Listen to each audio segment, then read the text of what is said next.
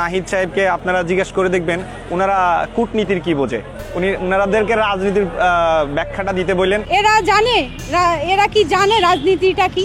এরা ওই যে এদের নেতারা বলে। উপদেষ্টা নাহিদ আসিফ কূটনীতির কি বোঝে তাদেরকে জিজ্ঞেস করে দেখবেন তারা জানে কিনা। তাদের মেধার কথা যদি বলেন, মেধা কিন্তু বাচ্চাদেরও আছে, কিন্তু জ্ঞান বাচ্চাদের নেই। সাধারণ মানুষই এখন বলছে বাচ্চাদের মন্ত্রিত্ব দেওয়া হয়েছে। এবার উপদেষ্টা নাহিদ ও আসিফকে পড়তে হয়েছে কঠিন সমালোচনার মুখে। সম্প্রতি উপদেষ্টা আসিফ মাহমুদ ও নাহিদ ইসলামের সাথে বিদেশিদের কূটনৈতিক আলাপের একটি ভিডিও ভাইরাল হয়।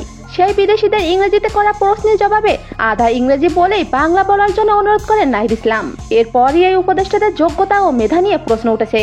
অনেকেই বলছে যারা সামান্য একটি প্রশ্নের উত্তর দিতে পারে না তারা দেশ চালাবে কিভাবে। 25 বছরের ছেলে মেয়েদের নেতৃত্বে বাংলাদেশের রাজনীতি হবে, রাষ্ট্র পরিচালনা হবে, তো ফাজলামি ব্যাপার।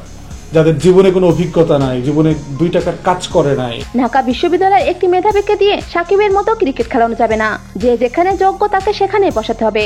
তারা আরো বলেন 16 বছরে আওয়ামী লীগ অনেক ভুল করেছে, কিন্তু তাদের সফলতার কথাগুলো কেউ বলে না। তারা সাবমেরিন কিনেছে, তারা স্যাটেলাইট তৈরি করেছে, যা আগের সরকার কখনো করতে পারেনি।